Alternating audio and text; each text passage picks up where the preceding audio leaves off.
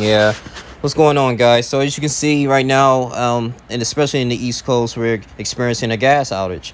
And the states that's affected by is Tennessee, Georgia, North Carolina, South Carolina. They said Maryland too, but a little bit up north, but Alabama, Florida.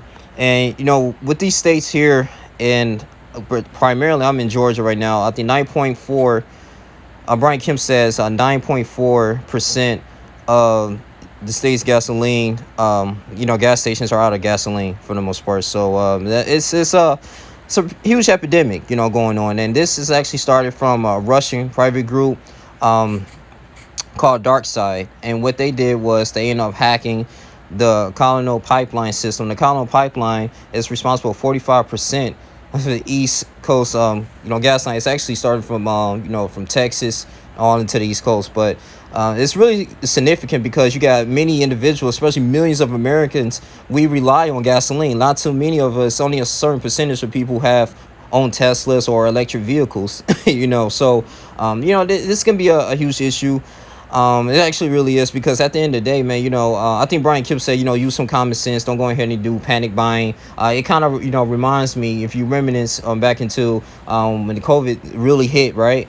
And people was like taking all over the tissue. There's no TP going on. I mean, food shortage, no canned goods. It was just a lot of stuff going on. And you was like, man, so when you have like a large amount of people just panicking, man, just taking all these amount of resources because they didn't, prepare. I'm not saying it's kind of hard to prepare for like a gas shortage unless you have gas cans, but this is it really kind of just makes everything a little bit more difficult, to actually tack on this task. So, but yeah, the gas shortage is, I know, particularly on base right now in the military where I'm at.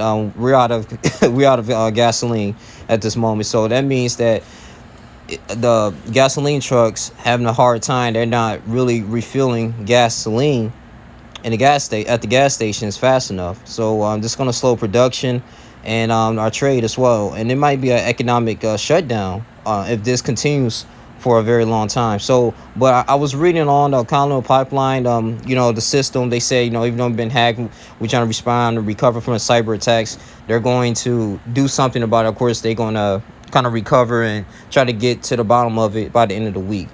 So we got to see, man. I think President Biden, I think he talked about it. I don't know. He got to make a press conference about this, man, because, people rely on this to go to work, at the end of the day. I mean, you got some people say, yeah, you can ride your bike, but, you got people who live like 20 miles away from work, 15 miles away from work. People got, children they got to take to school, little things like that, man. So, we don't know. People might not have even access of a bicycle, little things like that. So it's gonna be kind of crazy, man. So all I can say, man, just safeguard your families, man, and just don't panic and just do what you can, and just don't.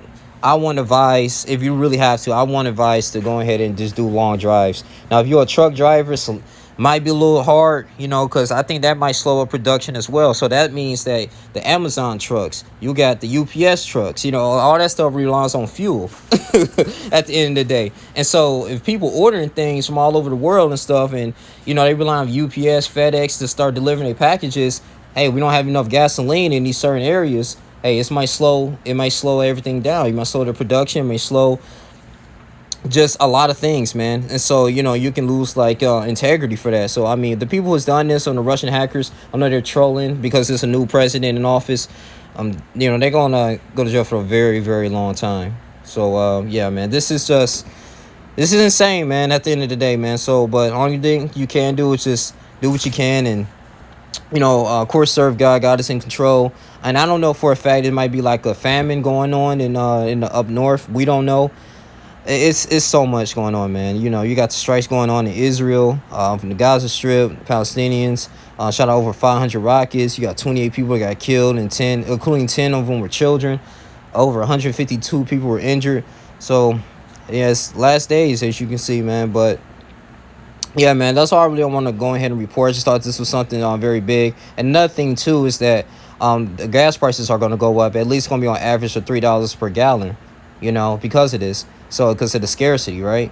And the thing is too, and I was gonna wrap this up too, is that I think I was talking to someone. They was like, hey, they usually no, for just putting 87. They used to put an 87, octane in their gas thing, but now they had to put 93 because that's what's available. 93 it's okay, it's good for the engine sometimes, but it's a little expensive. And then if you go back to your owner's manual, if your car only just takes 87, it's no need to put 93 in it. You're not gonna have a better performance. But that's here and there.